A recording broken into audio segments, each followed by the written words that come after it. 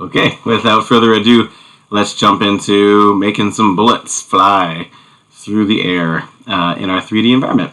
So I guess I'll just mention that I know it doesn't have to be the first step, but one of the first steps is going to be creating some kind of data structure to hold all of our lovely objects.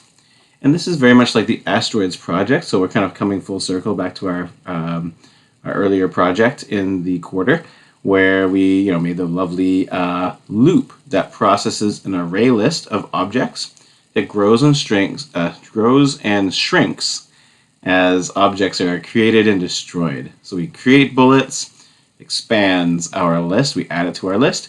As the bullets die, or asteroids explode, or UFOs are shot out of the sky, it can shrink as well. So we had that loop that coordinated all that, and we had the array list that stored all those things, and it worked marvelously. And guess what? We're going to have the same thing. I debated just like saying, hey, go do it yourself. And some of you have done it, actually. Some of you put some snowflakes flying out of the sky and things like that. So, you already know a bit of that story. But I think I'll walk you through it just to make sure everything's going okay. And then we'll give you some control over what kind of objects to build upon that framework. I think the most important thing is just to notice that it is the same in terms of the loop and the data structure, the array list, as it was for our asteroids project. So I think that's most interesting of all.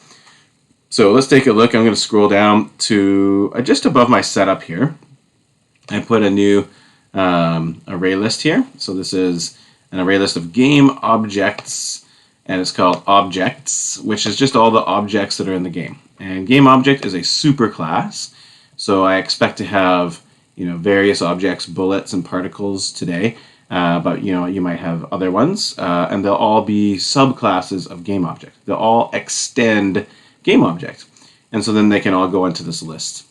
And then notice that in setup I have a lovely function call, I guess. I guess I'm calling the constructor for array list, and I'm just creating or instantiating the objects array list. So it actually exists, and then you can add things and remove things from it at this point. In my draw function, and I don't know if this is the best place for it. It certainly needs to be in a draw function, but eventually we're going to bring our mode framework back in here probably. So I'll show you what my draw function looks like. It looks the same as before. It's got light and camera and drawing things, but now it has our game engine loop. Very powerful loop that processes all the things that are in our objects array list. Pardon me. Ooh, sleepy. So it's just a while loop. It's going to start at 0 because that's the beginning of the list. Things are numbered in the list, and that's called their index. The index starts at 0, and it goes all the way up to whatever its size is. So there's -1, I should say. So if there's 100 things inside of the list, the last index is 99. So we're going to go as long as I is less than the object's size of the objects list, so that we don't get out of bounds. And then basically this is all we do. We grab an object out of there. It might be a bullet, it might be a particle, it might be, I don't know, whatever else you're going to put in there. We tell it to act and show. So we're going to have to design our superclass to make sure that all the objects have act and show functions, so that there's no trouble here with that code. And then we're going to decide, hey, is it dead? Is this object dead? And we can tell because it has a lives variable. If it is dead, we will remove it, and if it is not dead, we'll just go on to the next one.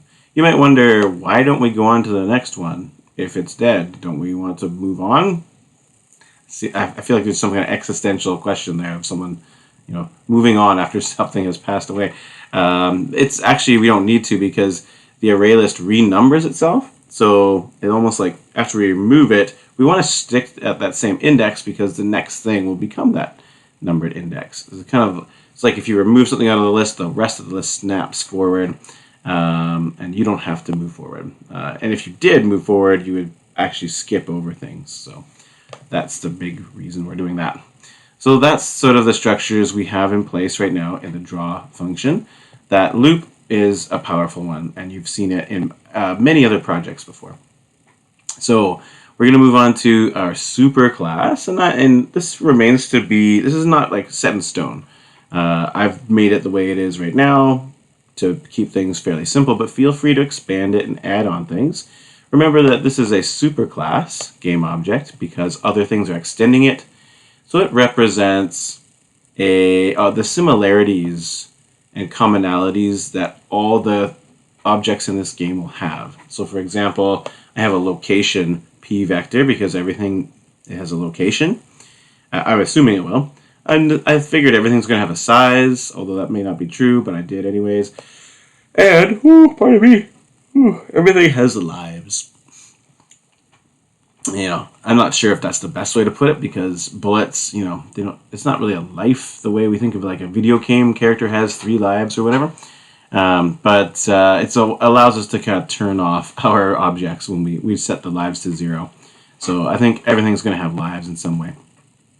Okay, so next, we have 2 constructors. We have the default constructor and we have a constructor with parameters. And I just got a default constructor in here to do nothing very exciting. Just sets the location to some default location and chooses the size and lives to be default numbers. And we'll just leave it like that. I'll move on to the more interesting constructor. This one takes parameters, so we can tell an object where to be when we create it. So when we make a bullet, we can tell it to be at the camera's location, for example. It also takes another number that's a size. So we set lives to 1.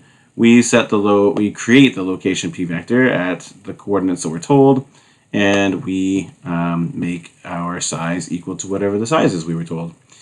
Notice the p vector this time is a 3-dimensional p vector, and that's great because that's the information we want to store. Unfortunately, 3-dimensional p vectors can't rotate. I should probably double check that's still true because there's been some new releases in processing. Wouldn't that be great if they released a 3-dimensional p vector that could rotate? But I don't think it's true, so we'll just have to remember that. Yeah, it sucks. That's okay. We can get around it. So we also have an act function. Everything is going to act. I don't have a particular default behavior in mind, though, so I just made the act function so we can override it in our subclasses. Even by just making an empty one here, we're identifying that all game objects have an act function. And so we can do, like in this loop, we can just say act, whatever this is. If it's a bullet, a particle, or whatever, we can say act. And if it's overridden, then that's great. And we'll almost always be overriding it. The show function has some default code in here, though. The show function in the game object is this sort of draw a box, basically. Draw a box at X, Y, Z. It's a white box. Nothing much else going on there. Oh, and it's also size is the size of it. So that's all it is. And I actually have been using this quite a bit. Your bullets can definitely look different. Please feel free. I actually think it would be really fun to make a long box, so as like an arrow. You're shooting rods, I guess, more than arrows, really. But whatever, we can figure that out. Okay, so that's game object. So thanks for taking a look at that. Now I'll show you an example of an object that extends this game object and is actually like a living, breathing class that we will instantiate and we'll put into the game. This is the bullet class over here. So the bullet class, as you can see, extends game object. Remember, that means that it can go into the objects list. So because it extends game object, we're saying it's in the game object family. It is a game object. So it can go inside of this list and get acted and showed and such. So that's one reason. The other reason is we don't have to build all that other stuff. We programmed this in once. Location, size, lives. I don't have to do it anymore. Neither for my particle either. Or any other thing. They'll all get those 3 variables ready to go every time. We're building upon the game object foundation, and that brings with it all sorts of goodies. And also in the future, if I decide to change all of the objects at once, I can just do it in game object, and the changes here will also spill over to bullet as well. It's a very useful place and pattern that we're using here to build objects on top of objects. It just makes things so much smoother. It's a little confusing to be doing at first, though. I totally admit there's lots of tricky things. So don't hesitate to ask questions on Teams or in person. Come in by Flex Time, or we'll see you next week. I'm not sure when you're watching this video, but we'll see each other at some point. So don't hesitate to ask questions about this setup. It's really the most important thing, maybe not the most important thing, it's one of the important curricular goals of this course. Anyway, so let's go on. So these are the new things I'm adding to Bullet on top of location, size, and lives. They also have a direction and a speed. So direction is, where they're going. Speed is how fast they're moving. So those two things are separate. Notice that I tell the bullet to go to the I coordinates. Pardon me. I coordinates. What are those? Those are the camera position coordinates. So that's it. And then I made them size 10 because I wanted to make sure I could see it. Often in first-person shooters, you don't see the bullet. There's just a line, and they calculate collisions with a line. That's okay. This is an example, and I kind of like it this way. Maybe it's a rocket. Usually you see the rocket fly across. So the rocket launcher is always my favorite gun in any first-person shooter game. Do the rocket jump, where you you know what a rocket jump is probably better than I do. I remember when those were sort of fresh, new ideas, and that was just silly. There was a level in Quake where you had to rocket jump your whole way through it, or there's no other way to get through. So anyways, that's old-fashioned news. I set my speed to 50. It's not special or important that it's 50. It's just that. This is going to be the math I do for my direction. I kind of would like to put those actually in here, but at my font size, I don't know if that would fit on my screen for this presentation, so you could do this all in one line if you want to.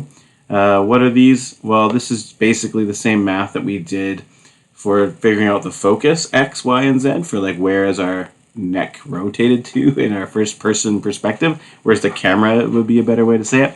Where is that rotated to? We're not timesing it by anything, though. If you look at the move function, when we're calculating that focus X, we're adding it to IZ, and then we're timesing it by 300. That just kind of puts it out there in space so we can see it. But here, I'm just doing this, the cosine part. And that's okay because the vector doesn't need to be added onto the IX. We're not showing where the bullet's going, but we will add this direction onto the location in a minute. So just stay tuned for that. I also am not saying the size, I'm not multiplying by some number. I'm not doing that step because later on, after I use those values to make a p-vector, I can just set the magnitude of the p-vector. Boop, boop, boop. Isn't that nice? And then that's why tan works here. Because tan should make, as you look up, should make faster bullets at the top than if you're looking straight ahead. Because the distance, goes exponentially further away. But I just use this to get the right direction, and then I set the vector. There we go. Then I can just set the magnitude of the vector after I got the direction. So then I don't have to do too much work to figure out where it's going and how fast it's going. So this is a nice setup here for sending a bullet out at a constant speed. The act function, that's where I'm actually adding. Check it out.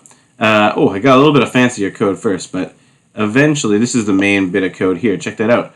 I'm just adding the direction to the location.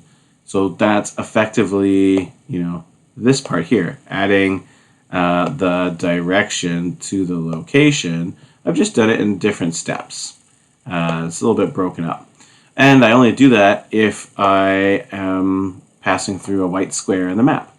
So this math here is just me projecting the coordinates in 3 dimensions into the 2-dimensional floor plan map, and then checking to see if we're getting a hit in basically finding a non-white pixel. Well, if we find a white pixel, then we move. So if we find a black pixel, though, or whatever color pixel that denotes an object, a barrier of some kind in our world, then we set lives to 0, which means the bullet dies and will be removed. And then I make some particles, and I give them my location. So that's when we see the snowball, splatter. I'll try running it. I'm not sure if it'll go smoothly or not. Give me a moment. Oh, there we go. Whoa! So that's why I shoot, and poof, we get that burst of things flying out from it. And I can throw so many snowballs. and it's lovely and nice. So I'm not going to show you particle. Particle is going to be something that you're going to add. Also, I'm not showing you how to create bullets. I mean, I have the bullet class here, but you're going to have to figure out how to rig it up to the space bars. When you press space, it makes a new bullet. And it's actually not that surprising a story. It's exactly how we did it in Asteroids. But of course, I know it's been a while since you worked on one of those projects. We've done a lot of things, since. So I would say take a look at it and see what you think. Ask me questions if you get stuck. But those are sort of the things to work on. The particle class, I have a bit more description on what to do and what's expected in teams. So I hope that goes well for you. Okay. Anyways, thanks so much for tuning in, and I hope you're having a great time doing this project. I know I'm having a good time with it, and I'm looking forward to seeing what you create. So thanks so much, everybody. Take care.